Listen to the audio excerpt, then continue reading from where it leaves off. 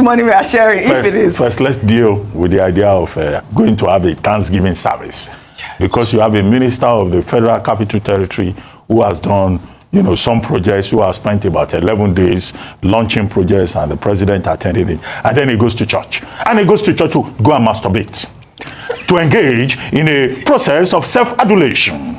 I find that very childish. And that's why we'll question it. Now, let's make the point that this constitution that we talk about says in section 10 that there shall be no state religion in any part. So, Nyesom Wike going to church to go and have a song and a dance is in violation of that part. He's not going there in his personal capacity. He's taking the whole machinery of the FCT to church to go and celebrate projects. Some of these churches, the church that he went to is St. James's Anglican Church. We call out the priest in that church this morning. Correct. Some of these priests, whether they are Anglican or Catholic, should also have the common sense to be able to say that certain things are not acceptable, no matter the amount of money that whether government official, is bringing in a public capacity. Maybe they should give this priest also the Constitution of Nigeria to run, to understand that, there is what is right, there is what is not right. Number two, who else will Nyesom Wike not abuse in this country? We are waiting for the day we abuse President Tinubu. And we'll be here to tell President Tinubu that we warned you that this person, the way he's going, he's going to abuse you one day when the occasion provides itself. He has abused Sapita Odili. He has abused Rotimi Amechi. He has abused, who else now? Dele Momodu. So, and that's why a man like Dele Momodu is saying, some of these people in government, they should take a breathalyzer test. I think that's what they call it in America. Yes, that's what some people are saying they should take psychiatric tests. So why should public officials just talk out of turn? Right. Now he's attacking Rotimi Amechi's wife, that she's this and that. Look, how does a wife get into the subject?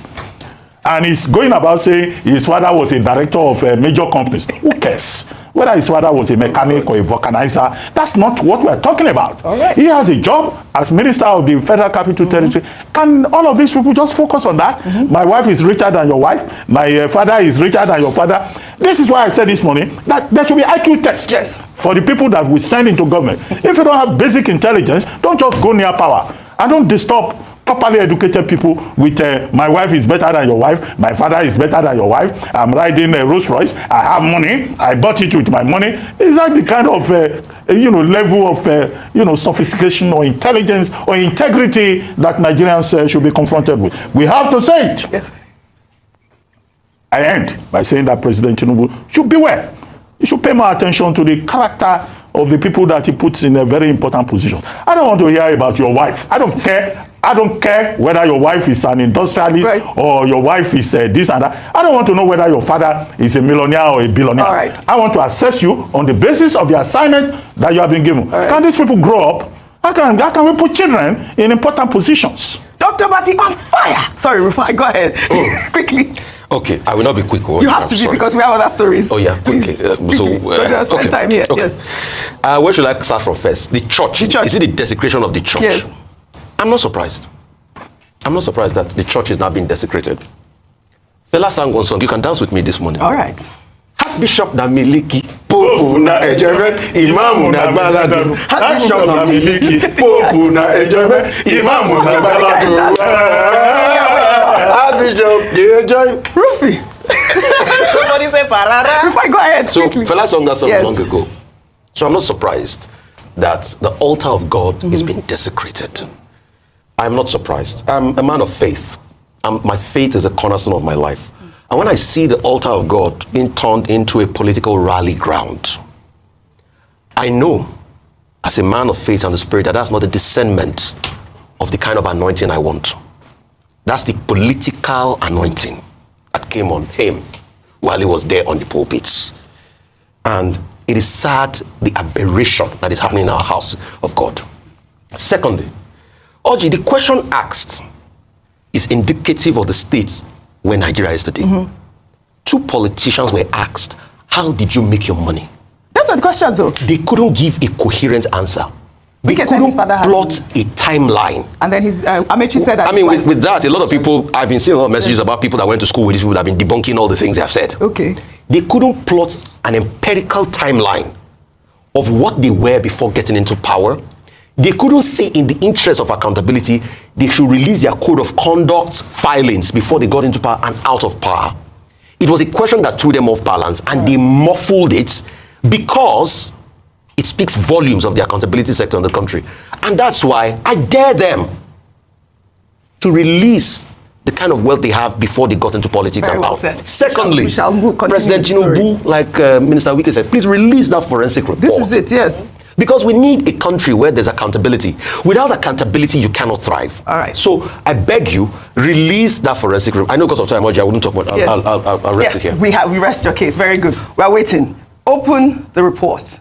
Well, all right. Last week, we'll take another story now. Last week, Vice President Kashim Shettima co-chaired the second session of the Nigeria-Brazil Strategic Dialogue Mechanism held at the Presidential Villa. The dialogue, which aims to boost bilateral engagements across key sectors, had in attendance the President of Brazil, Geraldo Alckmin. Shettima highlighted Nigeria's crucial role in shaping global growth, especially within Africa. Well, a video has emerged featuring both leaders leaving the meeting, with Shettima in the lead. In the video, Shettima was seen opening the door of the car for the Brazilian president, which has elicited a flurry of reactions. Let's take a quick look.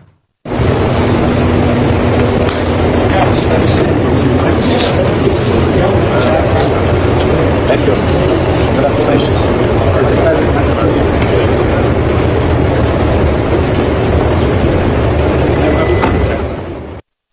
All right, Dr. Abati, this video has been trending.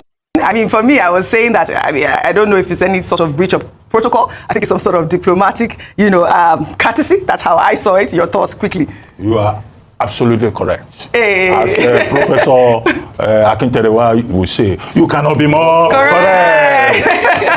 Well, right. There's a book in diplomacy. As a student of diplomacy, the Bible of diplomacy is a book called R.G. Fetham Diplomatic Handbook. And one of the things that R.G. Fetham teaches us in that book is that there's something called diplomatic courtesy, to show friendship, to build rapport, to promote good relations. And that's precisely what Vice President Kashim Shettima has done in that place. The man that he opened the door for was his opposite number, the Vice President of Brazil. At a point where Nigeria was negotiating with Brazil for Brazil to invest in the agriculture sector. In fact, President Tinubu is still in Brazil, where he's still talking about the same. So our Vice President, having hosted the Vice President of Brazil, opens the door for him. But I've seen some, funny people on social media saying this is a breach of protocol.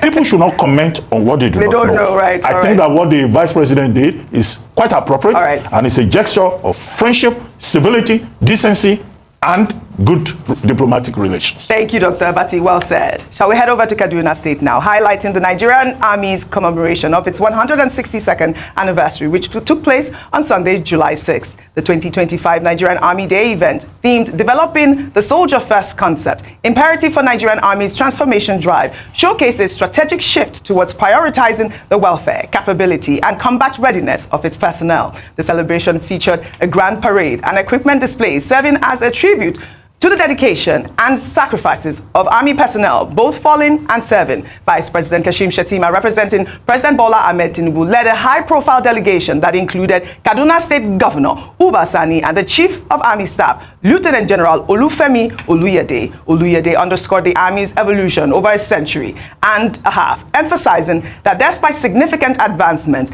in structure and equipment, the enduring spirit, discipline, and courage of Nigerian soldiers remain its core strengths. In his address, President Tinubu, through Vice President Kashim Shettima, issued a stern directive to the military to decisively confront and defeat all threats to national unity, including terrorism, banditry, insurgency, and separatist groups. The officers and soldiers of the Nigerian Army, I said this with clarity. The time rise this hour. So you have my full authorization and the force of the Nigerian people to confront and defeat those who seek to undermine our nation. What a significant milestone. Well, during the event, or ahead of the event, the Chief of Army Staff, Lieutenant General Olufemi Oluyede, praised Kaduna State Governor Uba Sani for significantly improving safety and peace in the state since taking office. Oluyede attributed the positive change to the governor's inclusive governance. Let's take a look. You note the fact that since he came on board, Kaduna State has become more peaceful, and there's no other reason besides the fact that you run an inclusive government. And you take everyone to be Nigerians rather than one section or the other. And for that, I want to thank you. Before now, places like the stretch between Kaduna, Benugari, down to Tegina was a no-go area. The same thing, we had issues on Kaduna, Abuja Expressway, but that is in the past now. So I want to thank you particularly for that, for making Kaduna better and safer. Congratulations to the Nigerian Army and, of course, to the Kaduna State Governor, Uba Sani. We have always held him